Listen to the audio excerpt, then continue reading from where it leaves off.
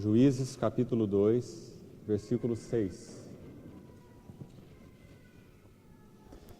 Havendo Josué despedido o povo, foram-se os filhos de Israel cada um à sua herança, para possuírem a terra. Serviu o povo ao Senhor todos os dias de Josué e todos os dias dos anciãos que ainda sobreviveram por muito tempo depois de Josué, e que viram todas as grandes obras feitas pelo Senhor a Israel. Faleceu Josué, filho de Num, servo do Senhor, com a idade de 110 anos. Sepultaram-no no termo da sua herança, em Timnat-Heres, na região montanhosa de Efraim, ao norte do Monte Gaás. Foi também congregada a seus pais toda aquela geração, e outra geração após deles se levantou, que não conhecia o Senhor, nem tampouco as obras que fizera a Israel. Então fizeram os filhos de Israel o que era mal perante o Senhor, pois serviram aos Baalins. Deixaram ao Senhor, Deus de seus pais, que os tirara da terra do Egito, e foram-se após outros deuses, dentre os deuses das gentes que havia ao redor deles, e os adoraram, e provocaram o Senhor a ira, porquanto deixaram o Senhor e serviram a Baal e a Astarote. Pelo que a ira do Senhor se acendeu contra Israel, e os deu na mão dos espoliadores que os pilharam, e os entregou na mão dos seus inimigos ao redor, e não mais puderam resistir a eles. Por onde quer que saíam, a mão do Senhor era contra eles, para seu mal, como o Senhor lhes havia dito e jurado, e estavam em grande aperto. Suscitou o Senhor juízes que os livraram das mãos dos que os pilharam. Contudo, não obedeceram aos seus juízes, antes se prostituíram após outros deuses e os adoraram. Depressa se desviaram do caminho por onde andaram seus pais na obediência dos mandamentos do Senhor, e não fizeram como eles. Quando o Senhor lhes suscitava juízes, era com o juiz, e os livrava da mão dos seus inimigos, todos os dias daquele juiz. Porquanto o Senhor se compadecia deles ante os seus gemidos, por causa dos que os apertavam e oprimiam. Sucedia, porém, que, falecendo o juiz, reincidiam e se tornavam piores do que seus pais, seguindo após outros deuses, servindo-os e adorando-os. Nada deixavam das suas obras, nem da obstinação dos seus caminhos. Pelo que a ira do Senhor se acendeu contra Israel e disse: porquanto este povo transgrediu a minha aliança, que eu ordenara a seus pais, e não deu ouvidos à minha voz, também eu não expulsarei mais de diante dele a nenhuma das nações que Josué deixou quando morreu, para por elas provar a Israel, se guardará ou não o caminho do Senhor, como seus pais o guardaram. Assim o Senhor deixou ficar aquelas nações, e não as expulsou logo, nem as entregou na mão de Josué. Pai, nós queremos oferecer a Ti, Senhor, esse tempo que passaremos juntos, pedindo que o Senhor nos dê a Tua graça, a Tua unção, nos dê entendimento espiritual, para que possamos ser alimentados pela Tua palavra. Nós desejamos, Senhor, compreender a mente do Senhor com relação a este assunto de batalha espiritual. Nós desejamos ver a Ti mesmo melhor, vermos a nós mesmos melhor, compreendermos a Tua graça melhor, a nossa tão grande salvação, e podermos, Senhor, de uma forma estreita, vivermos uma vida de união com o Senhor, para que possamos em Ti triunfar com relação ao mundo, à carne, ao pecado, às hostes espirituais do mal, neste mundo tenebroso. Dá-nos graça, Senhor, e clareza, para que a Tua palavra possa ser administrada aos nossos corações. Em nome de Jesus pedimos. Amém. Irmãos, nós vamos então iniciar hoje esse estudo que nós já temos nos proposto, a compartilhar a respeito de batalha espiritual. E eu creio que nós precisávamos desse tempo de preparo com relação a esses assuntos, porque Eu creio que para nós podermos abordar a questão de batalha espiritual de uma forma correta, nós precisamos ter um entendimento a respeito de relacionamentos de uma forma correta. E no caso específico dessa comunidade, nós já temos durante algum tempo, os últimos meses pelo menos, né, com certeza, nós temos abordado várias questões de relacionamentos. Nós começamos, na verdade, no início do ano, quando nós tivemos, então, um encontro em torno a respeito de vida interior, né? Estivemos compartilhando isso com grupos, compartilhamos isso com alguns casais, e nós estudamos 2 assuntos nas reuniões da manhã que também falam de relacionamentos. Um deles ainda estamos estudando nas reuniões de manhã. Então eu penso que para que nós tenhamos uma abordagem clara a respeito de batalha espiritual, nós precisamos ter um entendimento claro a respeito de relacionamentos, principalmente com Deus, nosso relacionamento de vida interior, de vida com Deus, né? E consequentemente nosso relacionamento uns com os outros. E eu queria então utilizar a reunião de hoje e também a de quarta-feira. Nós vamos ter 2 reuniões fazendo uma introdução sobre esse assunto. Nós precisamos ter um panorama a respeito do livro de Juízes. Nós precisamos ir ao Novo Testamento e pegar alguns princípios importantes a respeito de batalha espiritual, para nós podermos então avaliar a vida de 5 juízes que são relatados nesse livro. Nós vamos nos deter em 5 e procurar extrair da vida deles princípios de batalha espiritual. Agora, antes de nós fazermos isso ainda, eu gostaria de colocar um lado negativo a respeito da batalha espiritual, que eu creio que é sempre necessário nós estarmos abordando. Irmãos, batalha espiritual é um dos assuntos imensamente confusos no meio da igreja, do cristianismo hoje. Ele tem sido reduzido basicamente a um conjunto de técnicas, de normas e de formas para se empreender um combate espiritual. E eu creio que tem se perdido absolutamente a essência do ensino de batalha espiritual, conforme nós vamos ver na medida que formos examinando o livro de Juízes. Então a questão toda tem se resumido basicamente em técnicas. Então existem algumas coisas que seria bom nós abordarmos para os irmãos compreenderem o lado negativo e, na nossa maneira de ver, imensamente errado da questão, mas imensamente difundido no meio do cristianismo hoje. Existem principalmente 2 porta-vozes no Brasil a respeito da questão de batalha espiritual. São 2 mulheres. Uma ministra pelo Ministério CEPAL, conhecida como Nilza Itioca, e a outra ministra de forma mais livre, não é ligada a nenhum ministério, Valnice Milhomens. E essas 2 mulheres, elas têm um ensino absolutamente estranho à palavra de Deus e absolutamente confuso com relação à batalha espiritual. E elas são, no Brasil, as porta-vozes desse ensino, mas elas não foram as originadoras desse ensino. Esse ensino, as distorções desse ensino vieram, como várias outras distorções em outros assuntos, dos Estados Unidos.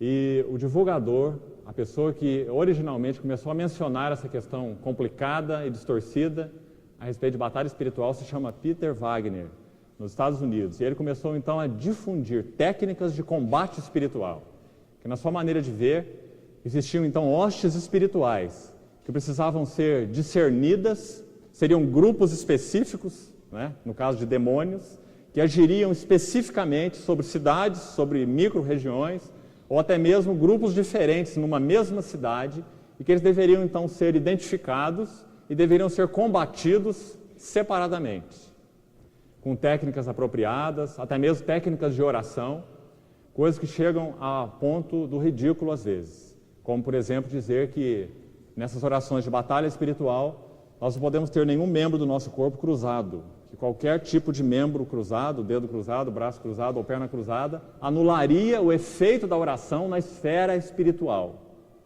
E outras distorções mais que não vem ao caso nós falarmos, porque são muitas e que não nos edificariam.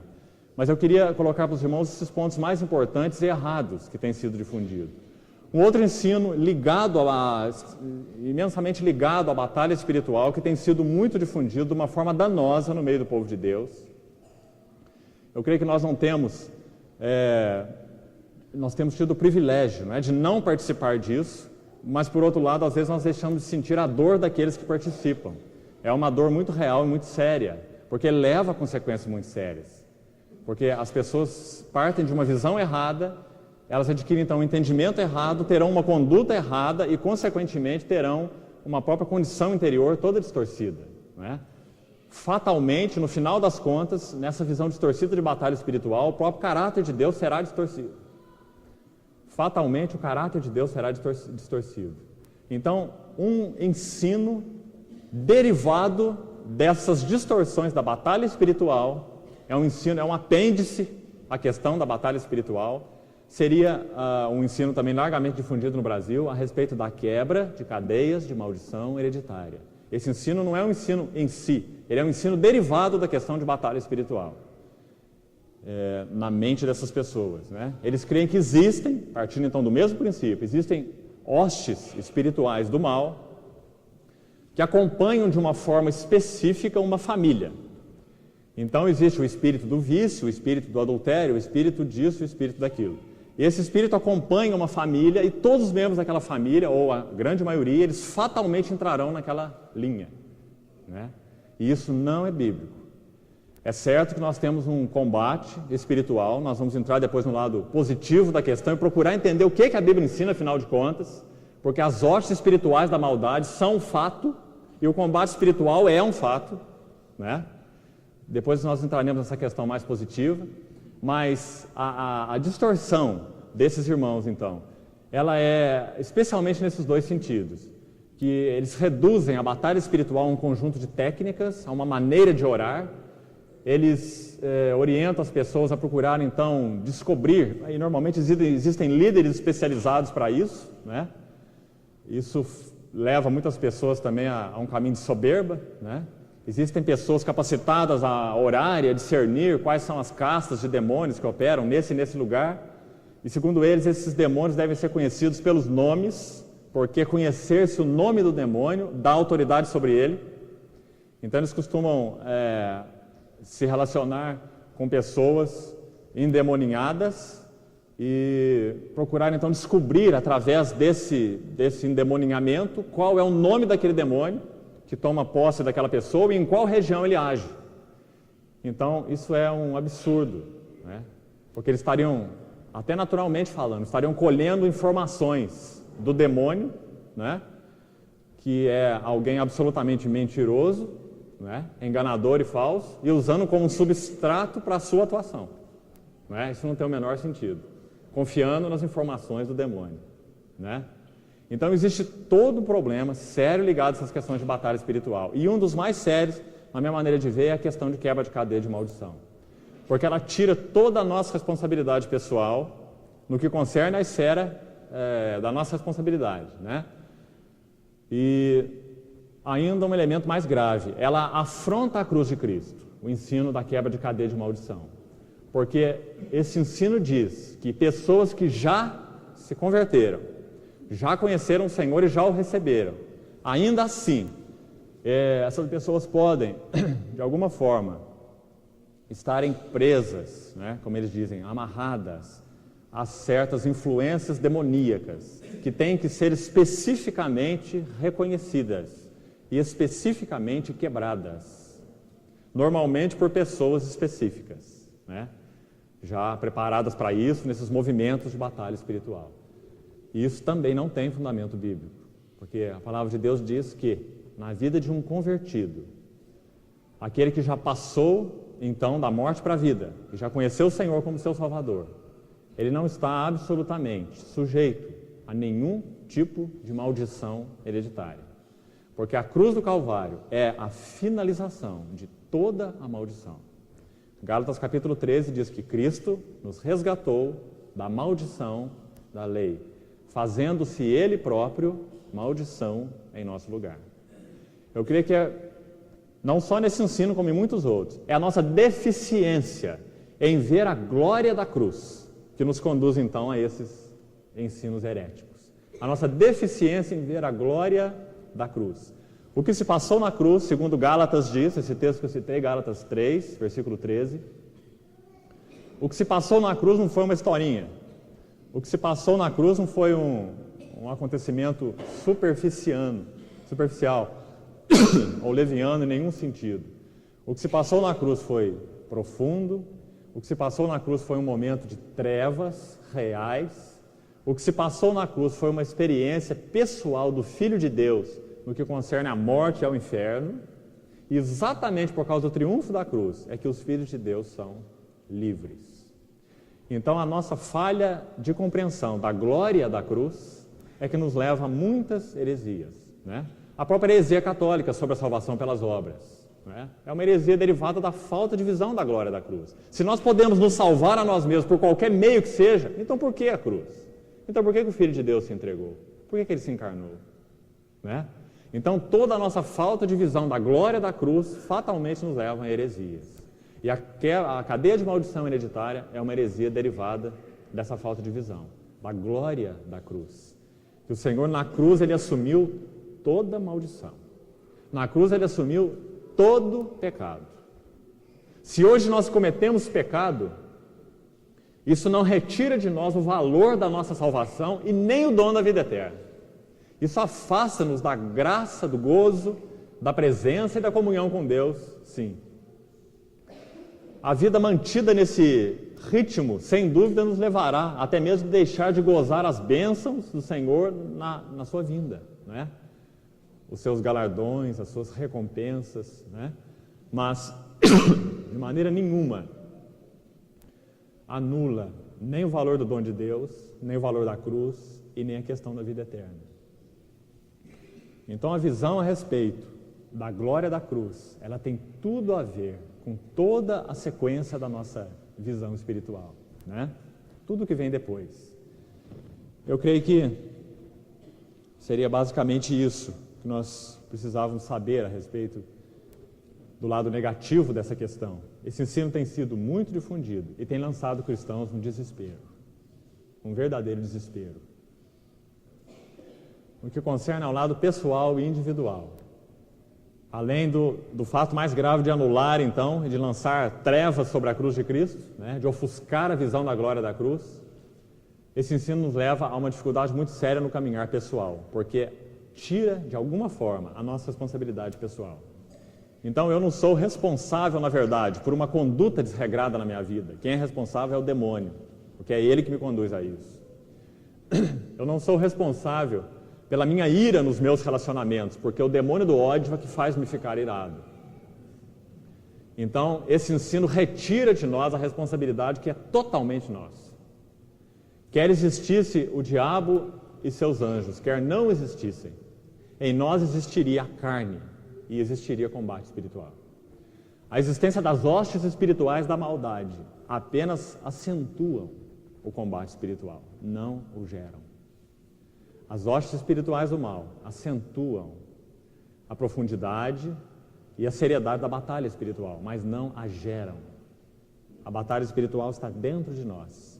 Nós temos uma mente que, naturalmente falando, é inimiga de Deus. Nós temos emoções que não condizem com as emoções de Deus. Nós amamos tanto o que Ele não ama. E nós consideramos de pouco valor o que Ele considera de tanto valor. E nós temos uma vontade, naturalmente falando, rebelada.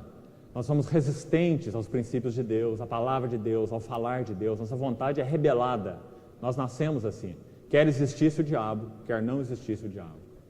Mas o fato da existência de um ser pessoal em inimizade contra Deus, que a Bíblia chama então de o vosso adversário, o diabo, que anda em derredor, rugindo, procurando alguém para devorar, não é? Isso então acentua o nosso combate espiritual. E acentua de uma forma tão drástica que Paulo, por exemplo, em Efésios, ele diz assim: não deis lugar, irai-vos e não pequeis, né? Não se ponha o sol sobre a vossa ira, e nem deis lugar ao diabo. E ele está escrevendo a crentes, mostrando que crentes podem dar lugar ao diabo. Ele não está dizendo que crentes podem ficar endemoniados, porque isso é impossível, né? Mas ele está dizendo que crentes podem dar lugar ao diabo. Se eles não estiverem, então, em obediência aos princípios de Deus, em confissão, em arrependimento, andando na luz, a carne deles, a vontade deles, a mente deles, a emoção deles, pode ser toda ela energizada pelo diabo. Isso fará então com que a nossa luta espiritual se acentue muito, né? Isso fará com que o estrago da nossa carne ele seja muito maior, né? A capacidade de estrago da nossa carne.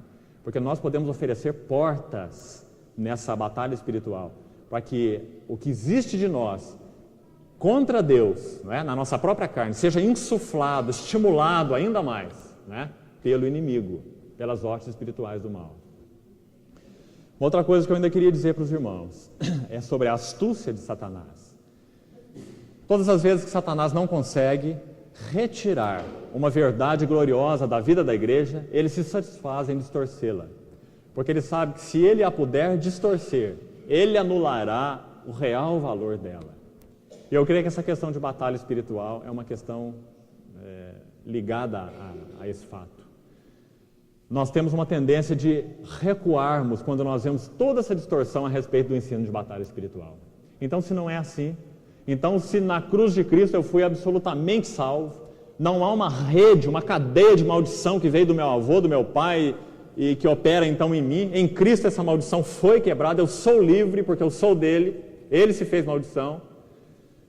Se na verdade a carne está em mim e quer existisse o diabo ou não, eu teria toda essa luta espiritual, então na verdade não faz diferença em nenhum sentido. E nós então caímos pelo outro lado, não é? Do erro. Nós deixamos de crer que há um inimigo pessoal. A Bíblia chama de o vosso adversário, o diabo. Anda em derredor como um leão procurando alguém para devorar. Nós deixamos de crer que além da nossa carne existem então as hostes espirituais do mal que dia a dia de alguma forma nos acompanham e que são capazes de, através da nossa carne, operarem.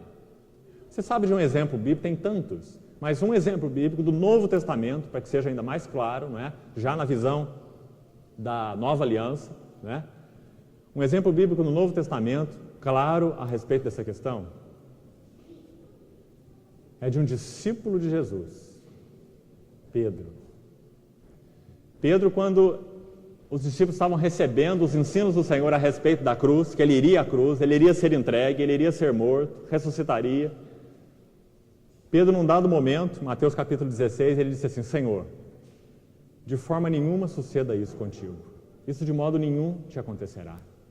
Tem piedade de ti mesmo. Foi o que Pedro falou para o Senhor. E o Senhor leu, através da mente de Pedro, a astúcia do próprio diabo. E então o Senhor, olhando para Pedro, ele disse assim: arreda-te de mim, Satanás, porque não cogitas ou pensas, né? No teu entendimento, isso que você disse não foi de acordo com o entendimento de Deus. Isso foi de acordo com o entendimento dos homens. Presta atenção nesse versículo. Jesus não disse assim: Pedro, o que você está pensando não condiz com o entendimento de Deus, condiz com o entendimento do diabo. Foi isso que o Senhor Jesus falou. Ele falou: Pedro, não cogitas das coisas de Deus, mas sim das coisas de quem? Dos homens. Homens. Mas o Senhor, quando repreendeu a Pedro, ele diz assim: arreda-te de mim, o quê? Satanás. Os irmãos estão vendo? Então, ele aliou a mente de Pedro à mente de Satanás. Mas Pedro era um discípulo. Pedro era alguém que já tinha conhecido o Senhor e mais do que isso. Ele já tinha dito: tu és o Cristo, o Filho do Deus vivo. Ele tinha acabado de fazer aquela confissão. Irmãos, como que isso é possível? Como que alguém que conhece o Senhor, alguém que foi alvo da revelação, daí a poucos minutos, porque é exatamente na sequência do texto de Mateus 16, aquele que foi um porta-voz da revelação divina, daí a poucos minutos, era o porta-voz da mente do diabo. Se foi assim com Pedro, por que nós temos dificuldade de crer hoje que o diabo, da mesma forma, ele tem usado tantos líderes no meio do cristianismo para proclamar verdades que não são verdades, não é? Verdades entre aspas. Se Satanás usou Pedro dessa forma, por que nós temos dificuldade em crer que ele pode usar outros? Né? Então, irmãos, nós temos que ter um cuidado imenso nessa questão de batalha espiritual, porque Satanás é uma realidade. O fato de a nossa carne ser aproveitada e energizada por essas hostes espirituais do mal é um fato. E o Espírito Santo é capaz de nos dar sensibilidade em todas essas questões específicas. Todas as vezes que de alguma forma nós tivermos tido uma sensibilidade espiritual, que nós estamos contra os princípios de Deus, afrontando os princípios de Deus, nós podemos estar certos, absolutamente certos. As hostes espirituais da maldade, elas encontram brechas nesses posicionamentos. E elas são então capazes de levar as nossas vidas a atitudes drásticas dentro desses caminhos que nós não julgamos, né? E dos quais nós não nos arrependemos. Isso não é uma pequena questão, é uma grande questão, né? Como foi então na vida de Pedro, através de Pedro. Nós temos que ser muito cautelosos. Nós temos que aprender a amar a Deus e aos seus princípios, a amar a Deus e a vontade de Deus, amar a Deus e os caminhos de Deus, porque qualquer foco de rebelião e de resistência em nossas vidas, ele é energizado e utilizado pelas hostes espirituais da maldade. Como foi com Pedro, não é diferente conosco. Nós podemos ser, mesmo como cristãos, expressão da mente de Satanás em muitas questões, né? Então nós precisamos de um equilíbrio grande aqui nessa questão, para nós não jogarmos fora os erros que realmente devem ser jogados fora, né? As técnicas, o assunto a respeito de cadeia de maldição e tantas coisas erradas mais, mas nós temos o entendimento que no meio disso tudo nós temos uma batalha real, com inimigos reais, uma carne real, sobre a qual atuam inimigos reais, que são capazes de levá-la então a consequências muito sérias, né? Então nós precisamos de um equilíbrio de entendimento nessa questão. Eu queria ler com os irmãos um versículo do Novo Testamento que, na minha maneira de ver, ele é uma chave do livro de Juízes e de toda a questão de batalha espiritual. Um único versículo, Tiago capítulo 4, versículo 7, eu penso que realmente rasga para nós toda a questão de batalha espiritual em uma palavra. Tiago capítulo 4, versículo 7. Os irmãos deixem o livro de Juízes aberto, que nós estaremos voltando constantemente a eles. Vamos contrastar esse capítulo 4, versículo 7, com alguns versículos que nós já lemos lá em Juízes. Preste bem atenção nesse versículo, Tiago 4, 7. Sujeitai-vos, portanto, a Deus, mas resisti ao diabo, e ele fugirá de vós. Duas palavras que nós precisamos extrair aqui, para contrastar com o texto que nós lemos em Juízes. A primeira é sujeitai. A segunda é resistir. Nessa ordem. A ordem nunca pode ser invertida. Sujeitai-vos a Deus, mas resistir ao diabo. Irmãos, o que esse versículo fala de importante para nós, que precisa ser compreendido? Que nós não temos absolutamente nenhum poder na batalha espiritual, né? Nós temos que começar por aí. Nesse assunto de batalha espiritual, nós somos seres, naturalmente falando, aniquilados. Nós não temos absolutamente nenhum poder. Só existe um que tem suficiência e poder nesse assunto de batalha espiritual. Foi aquele que venceu o diabo pessoalmente. É por isso que o Novo Testamento enfatiza tanto que a conversão não é apenas uma transformação de vida. A conversão é uma mudança de posição. Nós estávamos em Adão e hoje nós estamos em Cristo, unidos com Cristo, no vencedor, não é? Aí é a nossa vitória, daí a nossa vitória. Então, baseado nesse princípio, nessa visão do Novo Testamento, o versículo de Tiago é muito claro. Ele diz, sujeitai-vos a Deus, esteja em submissão. O Senhor está te falando, ouve o que Ele está falando. Ele está te levando a considerar as questões da sua vida, considera as questões da sua vida. Ele está te conduzindo a um arrependimento, arrepende-te. Ele está te conduzindo a julgar a si mesmo, julga-se, né? Mas a segunda expressão desse versículo, ela deixa claro o outro lado da questão. Se nós deixamos de agir dessa forma, sujeitando-nos então a Deus, julgando a nós mesmos, nos arrependendo, né? Revendo os seus princípios, considerando a sua palavra, sendo sensíveis ao seu falar, nós nunca poderemos resistir ao diabo. Nunca. Nós seremos fatalmente expressão dele em muitas áreas da nossa vida. Porque ele poderá então se utilizar do terreno que ele ainda tem em nós. Tem um versículo muito interessante e importante no Evangelho de João a respeito de Jesus, que dentro desse contexto de Tiago eu queria que você considerasse. Quando Jesus, naqueles capítulos do cenáculo, em João 13 a 17, ele fala aos seus discípulos as últimas palavras. Num dado momento ele diz assim: levantai-vos, depois de ele ter dito aquela primeira parte dos seus discursos no cenáculo, ele diz assim: levantai-vos, vamos-nos daqui. O príncipe do mundo vem aí, né? Ele diz para os seus discípulos, mas ele nada tem em mim. Ele nada tem em mim. O que o Senhor Jesus falou ali foi muito importante. O Senhor Jesus está dizendo que na sua vida humana, absolutamente pura e perfeita, Satanás tinha que passar fome. A questão na nossa vida é que no nosso combate espiritual, as hostes espirituais do mal, elas se alimentam de nós.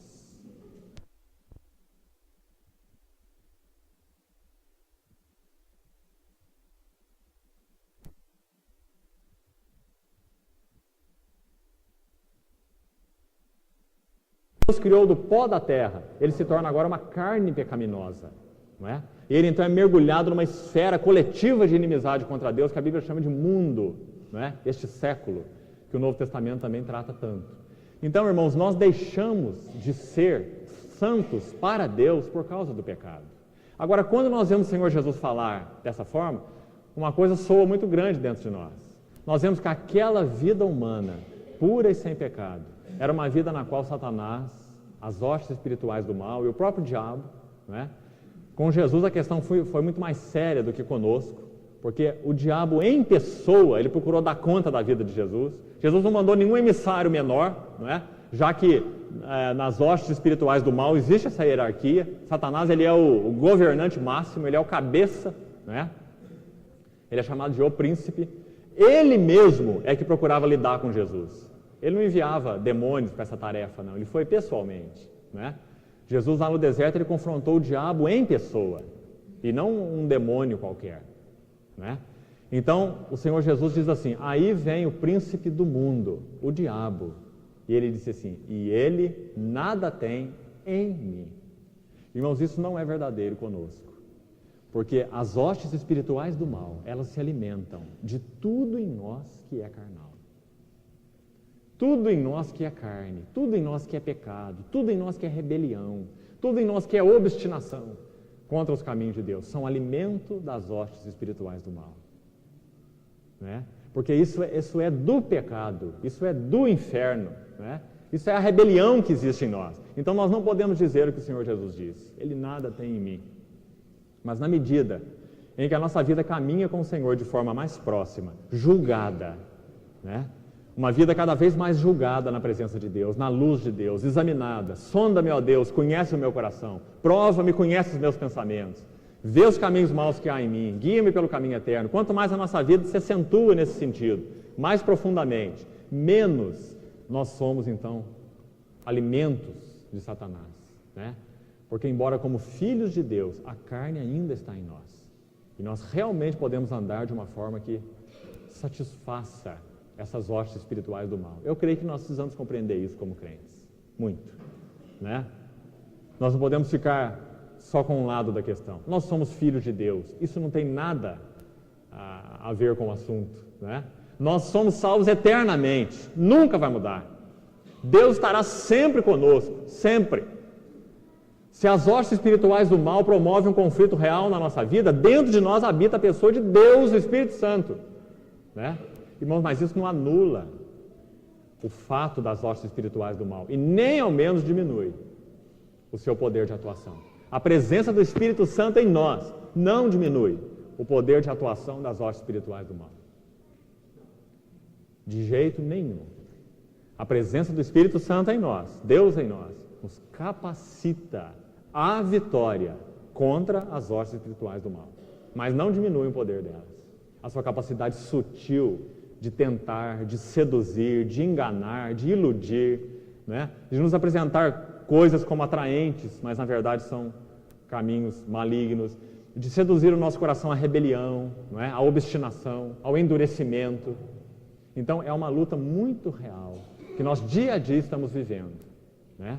E que eu penso que nós precisamos discernir de forma mais profunda. Na medida em que nós caminharmos pelo livro de Juízes, nós vamos ver essa batalha espiritual. Nós vamos ver através de 5 juízes. Nós vamos ver que cada período no qual aquele juiz viveu tipifica algo com relação à vida interior. É muito interessante.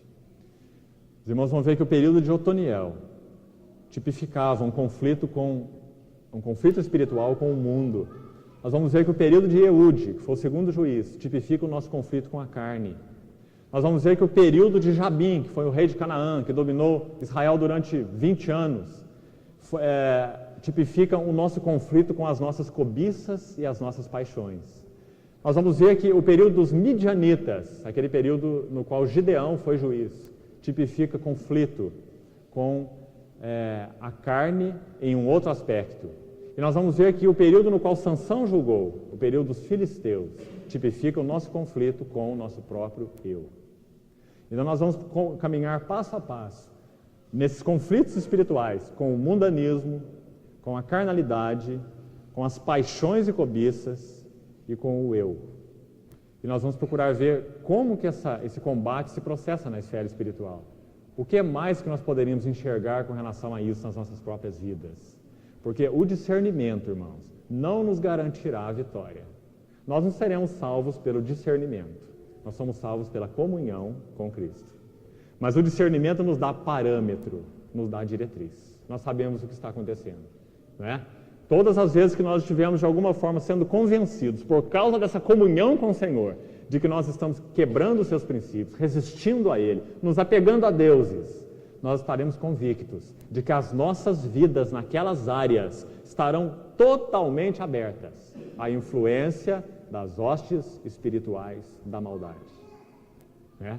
E isso é importante. Se não fosse importante, a Bíblia não falaria sobre combate espiritual, né? E fala muito, tanto no Velho quanto no Novo Testamento. Eu creio que por enquanto, então, seria isso. Esse texto de Tiago 4, versículo 7, então, é uma chave para nós. Se os irmãos voltarem lá em Juízes, no texto que nós lemos, os irmãos vão ver uma expressão dessa colocação de Tiago no relato que nós lemos. Abram, por favor, de novo em Juízes capítulo 2, e veja que as palavras de Tiago, elas vão aparecer aqui, em Juízes de outra forma. Presta atenção. Versículo 12 do capítulo 2.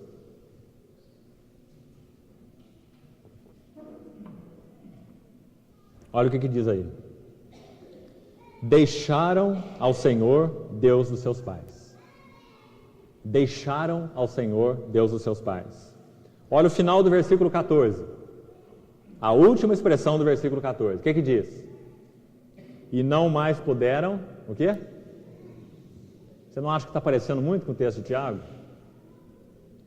Em Tiago diz assim, sujeitai-vos a Deus, para que então nós tenhamos condição, poder, para resistir ao diabo, e ele fugirá de vós, e não nós dele, né? Agora, Juízes está mostrando exatamente essa questão, sabe por quê? Deus está tratando com um povo real, literal, natural, o povo de Israel, mas Deus não é um Deus natural, não é?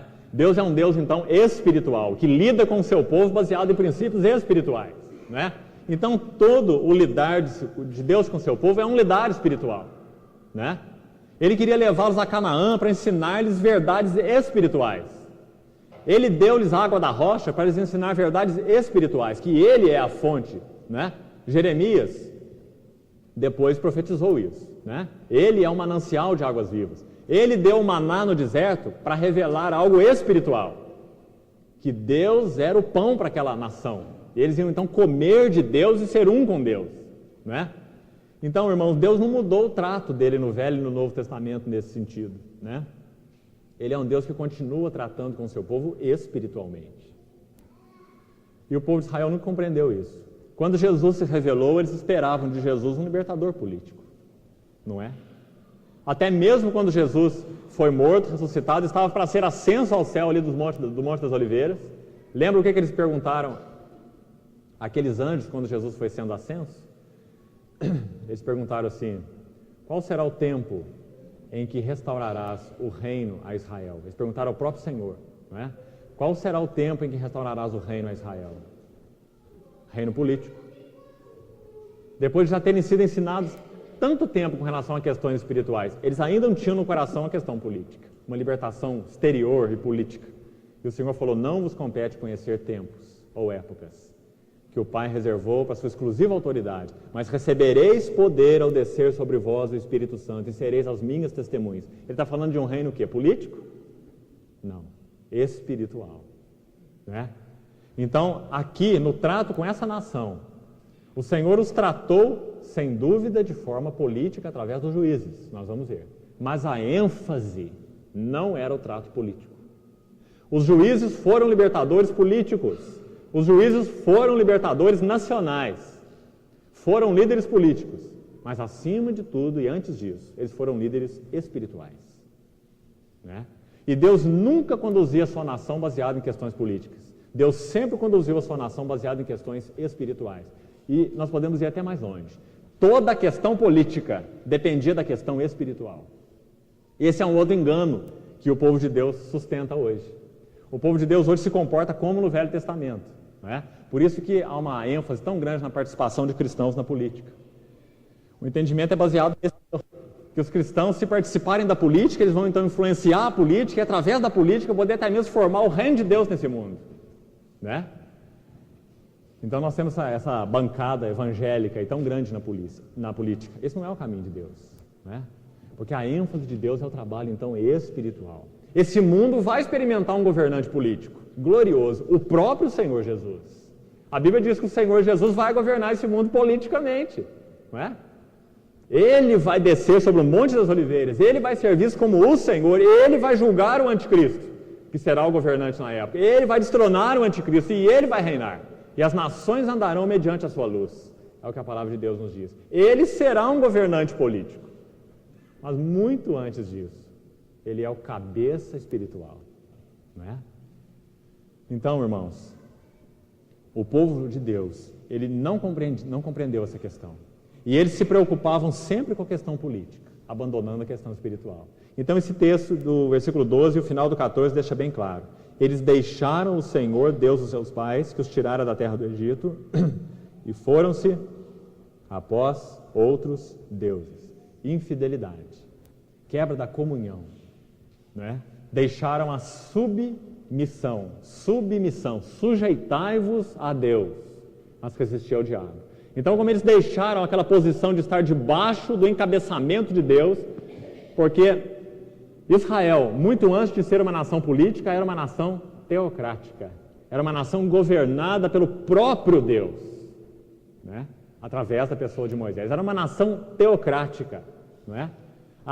O regulamento da nação era um regulamento teocrático, era divino. Ninguém legislou em Israel, humanamente falando, não é? Quem fez as leis de Israel foi Deus. Foi Deus quem deu os 10 mandamentos. Foi Deus quem deu as leis cerimoniais, não é? Então aquela nação era teocrática. Todo o governo daquela nação era do alto, vinha de Deus. Moisés era apenas um representante, né? Então, irmãos, quando eles deixaram o Senhor Deus, eles romperam a comunhão, então, espiritual. E foram após outros deuses. Versículo 12, está tão claro, né? E o final, então, do versículo 14. Queria que os irmãos notassem também, o finalzinho do versículo 12, diz assim, provocar o Senhor a ira, né?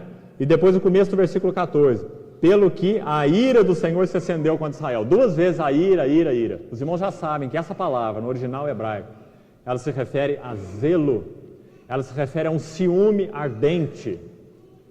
Então, o entendimento, como nós temos dito já, é que o povo de Deus era uma esposa infiel. E quando eles então abandonavam o seu marido, que era o seu próprio Senhor, o coração de Deus ardia por eles. E esse ardor do coração de Deus fazia com que Deus os julgasse. Presta atenção na bondade e na maravilha do caráter de Deus. Deus não se comportou como um marido sem amor. O marido diz, então ela que vá e escolha o seu caminho e ande para onde quiser. Não, aqui diz, a ira do Senhor se acendeu. A esposa dele, para ele, não era descartável. A esposa dele para ele era a esposa dele, o seu povo. Então a ira do Senhor se acendeu contra Israel, aquele zelo cheio de ciúme, não é? Então ele, como marido desse povo infiel, o que ele vai fazer? Ele vai discipliná-los. E como que ele vai discipliná-los? Presta atenção na maneira de Deus. Ele vai discipliná-los, deixando que eles andem nos caminhos que eles próprios escolheram. Da mesma forma que o caráter de Deus é refletido naquela parábola do filho pródigo. Quando o filho, por não ver o amor e o caráter do pai, né, mas sim o que o pai tinha, os seus bens, seu dinheiro, suas posses, sua propriedade, ele falou, dá o que eu tenho, porque afinal de contas já sou crescido e quero administrar o que é meu e usar do jeito que eu devo. Do que o filho pródigo fala? De uma vida obstinada, de uma vida insubmissa, né?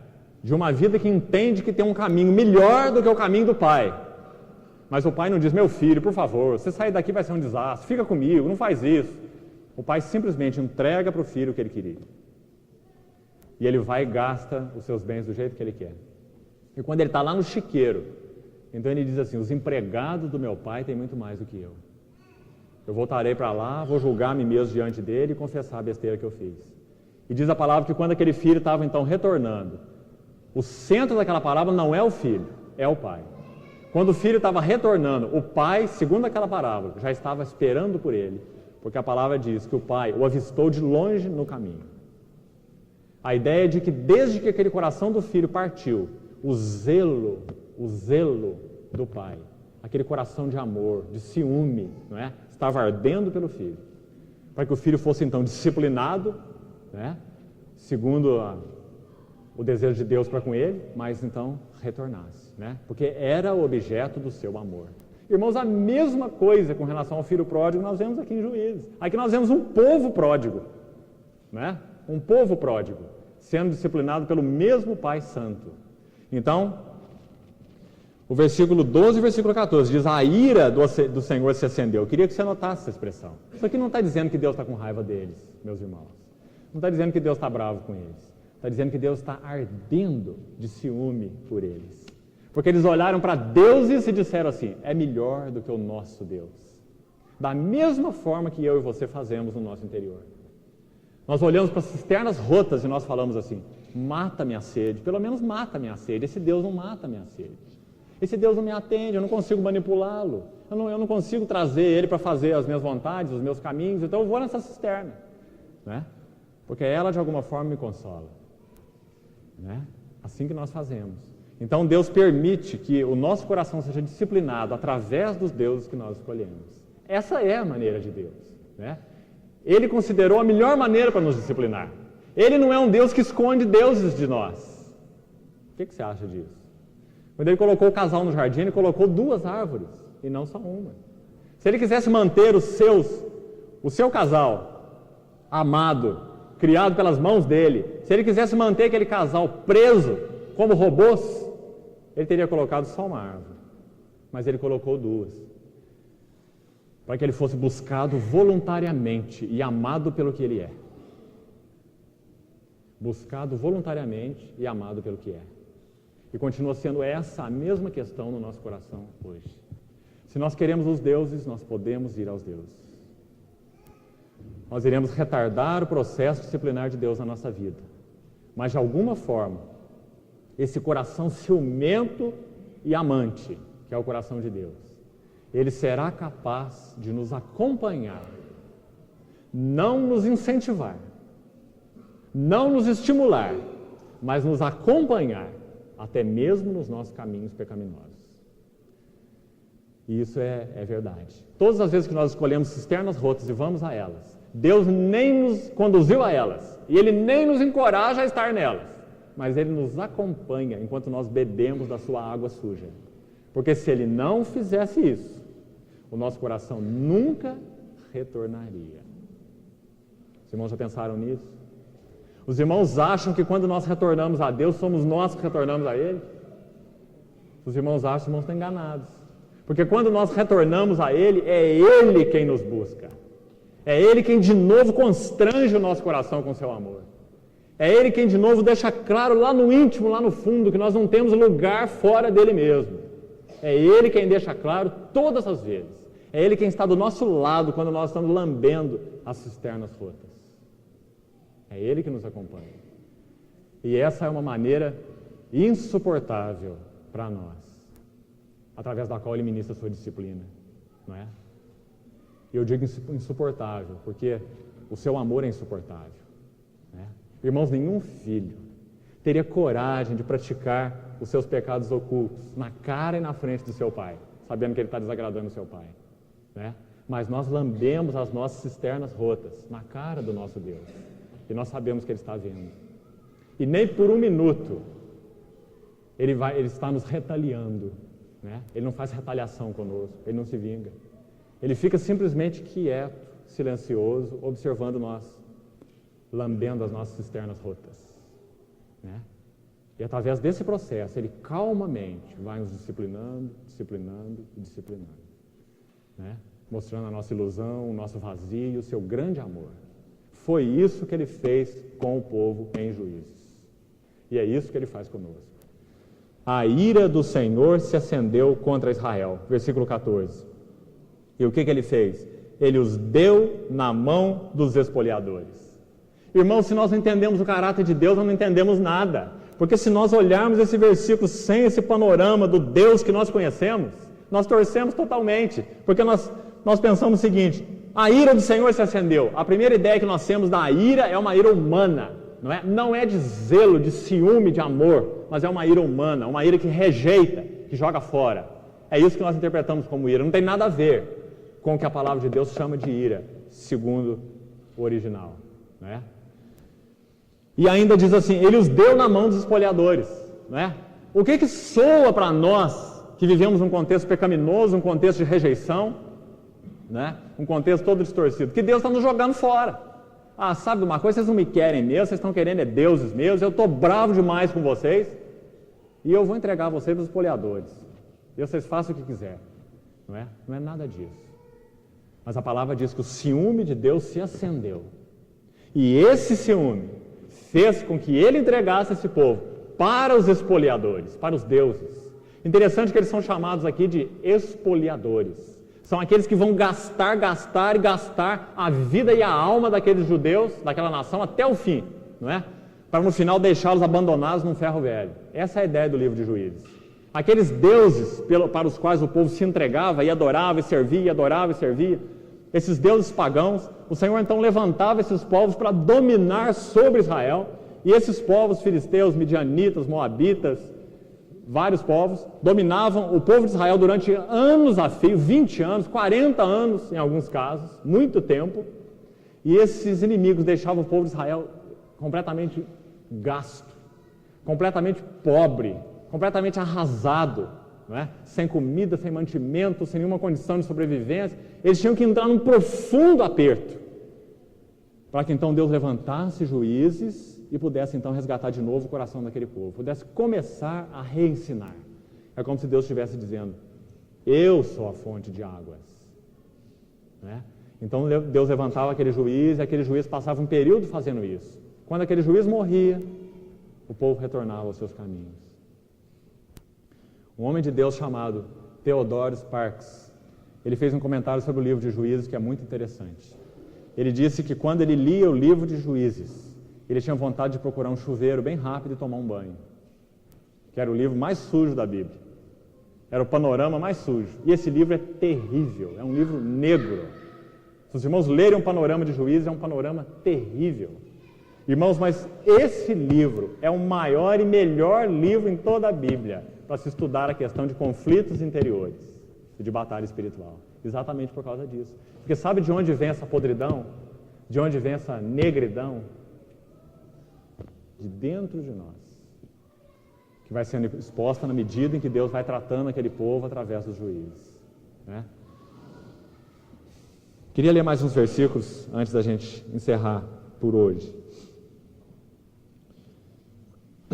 Versículo 16 de Juízes, capítulo 2 mesmo. Suscitou o Senhor juízes que os livraram da mão dos que os pilharam. Contudo, não obedeceram seus juízes, antes se prostituíram após outros deuses. Olha quantas vezes aí, né? A mesma questão, os deuses, né? E deuses, irmãos, espiritualmente falando, significa tudo aquilo que nós erguemos em nosso coração com vistas a termos uma plena satisfação. Tudo aquilo, não importa o que seja. Pode ser uma pessoa, uma circunstância, né? Um sentimento interior, seja o que for. Tem deuses de tudo quanto é forma e de tudo quanto é jeito, né? Tudo que nós levantamos em nosso interior como fontes de satisfação são deuses. Não significa que o cristão é alguém que vive sem satisfação, mas significa que o cristão é aquele que tem em Deus a sua plena satisfação. E sabe que tudo aquilo que Deus dá, a bênção da família, a bênção da vida conjugal, a bênção da vida em comunidade, a bênção do trabalho, a bênção até mesmo dos bens que Ele pode te conceder de alguma forma, né? A bênção dos filhos, tudo isso são as bênçãos, não são Ele mesmo, né? Então essa diferença é que o nosso coração não consegue fazer bem, né? Então nós erguemos muitas coisas como deuses nas nossas vidas. E eu citei aqui só coisas legítimas, né? Mas nós não erguemos só coisas legítimas, nós erguemos coisas ilegítimas também, como deuses, né? Dentro de nós. Se prostituíram e foram após outros deuses, versículo 17, e os adoraram. Depressa se desviaram do caminho por onde andaram seus pais, na obediência dos mandamentos do Senhor, e não fizeram como eles. Quando o Senhor lhes suscitava juízes, o Senhor era com o juiz, e os livrava da mão dos seus inimigos todos os dias daquele juiz, porquanto o Senhor se compadecia deles. Está vendo? Aqui você consegue entender o sentido daquela palavra ira, através desse versículo, né? Através do contexto. Lá diz, a ira do Senhor se acendeu, né? É aí que está dizendo, o Senhor se compadecia. Então os irmãos sabem que Deus é o Pai das luzes, como diz Tiago. Nele não há variação e não há sombra de mudança. Você não tem um Deus bravo uma hora e um Deus bonzinho outra hora. Ele é sempre o Deus do amor irado. Ele é sempre o Deus do amor zeloso, o Deus do amor ciumento. A ira de Deus tem tanto peso quanto o seu amor. Ele não é mais amoroso do que irado, ele é tanto irado quanto amoroso, no mesmo peso e no mesmo valor. A sua ira é o seu ciúme pelo seu povo e a sua santidade contra o pecado. Isso é a sua ira, né? Então, ele levantava o juiz, o Senhor era com o juiz, se compadecia do seu povo, né? Ante os seus gemidos, versículo 18, por causa dos que os apertavam e oprimiam. Sucedendo, porém, que falecendo o juiz, eles reincidiam. Como isso fala do nosso coração, né? Os melhores votos que nós já fizemos, que nós deixaríamos então de agir daquela forma e agiríamos de outra forma, foram frustrados, né? A maioria dos votos que nós já fizemos para nós mesmos, porque a vida cristã não é uma questão de voto, a vida cristã é uma questão de relacionamento com Deus, de proximidade com Ele, não é uma questão de promessas, né? Quanto mais nós andamos com Ele, mais nós somos livrados. Quanto mais distantes nós estamos dEle, mais cativos, né? Eles reincidiam e se tornavam piores do que os seus pais, seguindo após outros deuses. Quantas vezes deuses são mencionados aí, né? Servindo-os, adorando-os, e nada deixavam das suas obras, e nem da obstinação dos seus caminhos. Versículo 20 de novo. A ira do Senhor se acendeu contra Israel. Eu queria que você notasse aqui uma coisa. Versículo 21. Também eu não expulsarei mais de diante dele a nenhuma das nações que Josué agora deixou quando morreu. Presta atenção. Ele vai repetir essa ideia agora no capítulo 3. Vamos olhar os primeiros versículos. São estas as nações que o Senhor deixou para por elas fazer o quê? Provar a Israel. Olha como é interessante. Por que que o Senhor permitiu, se nós quisermos uma resposta? Por que que Ele tem permitido que de alguma forma certas coisas que não agradem a Ele tenham permanecido em nossas vidas? A resposta é, para por elas provar a Israel. Mas provar o quê? Se o Senhor já sabe que eu sou fraco e sou inútil com relação a esse assunto. Provar não significa testar nossa força, né? É um absurdo pensar assim. Afinal de contas, Deus está disputando queda de braço conosco. Não tem cabimento, né? Provar não significa testar forças. Provar significa manifestar coração. Isso que é provar. Então, por que o Senhor permite que ídolos resistentes permaneçam em nosso coração? Ídolos que estão nos cativando todo o tempo. Ídolos que estão nos chamando para matarmos a sede com eles o tempo todo. Ídolos que estão nos chamando para se prostituir com eles o tempo todo. Ídolos que diariamente estão chamando o teu coração. Vem a mim, eu vou te satisfazer, vem cá, o caminho é melhor, é mais fácil, por aqui é melhor. Evita essa dor. Por que, afinal de contas, você tem que suportar? Vem por aqui, mata a sede comigo. Né? Por que Deus permite esses ídolos nos convidando e Ele não os arranca de nós? Não é para medir nossa força. Ele sabe que nós somos inúteis diante desses ídolos. Mas é para que o nosso coração seja plenamente exposto. Porque quanto mais o nosso coração for exposto no seu desamor, quanto mais o nosso coração for exposto na sua fraqueza, na sua debilidade, na sua dificuldade em crescer na intimidade com Deus, quanto mais Deus for te levando no fundo do túnel, foi o que o pai fez com o filho pródigo, não é? É o que Deus fez todas as vezes aqui, após a morte dos juízes. O povo ia para os deuses e Deus os deixava, não é? Com aquele amor que acompanha, aquele amor que observa, não é? O seu povo todo o tempo. Assim Ele faz conosco. Orar. Senhor, nós te agradecemos porque a Tua palavra é clara como a luz do dia. Obrigado, Senhor, porque o Senhor não deixou escondidas nenhuma das corrupções do nosso coração na Tua palavra. O Senhor revelou o nosso coração como ele é, na Tua palavra. Obrigado por essa história dos juízes, porque o Senhor não ocultou nenhum detalhe que nós precisávamos saber, nem a respeito de Ti, nem a respeito da miséria do nosso coração, através desse livro. Obrigado porque na Tua santa palavra, Senhor, uma narrativa tão terrível, tão maligna, tão depravada, o Senhor a manteve como inspirada por Ti. E nós cremos que realmente foi para a advertência nossa, para que nós sejamos exortados, para que nós sejamos disciplinados, para que nós sejamos provados com relação aos nossos próprios ídolos e deuses. Pedimos ao Senhor que nos dê a luz e a graça necessárias para que nós vejamos em nós mesmos o que nós temos levantado como fonte de satisfação da nossa existência, do nosso viver. Pequenos ou grandes, ocasionais ou constantes. Que o Senhor nos ajude a reconhecer os nossos deuses, para que nós sejamos realmente purificados, Senhor. Nós possamos entronizar.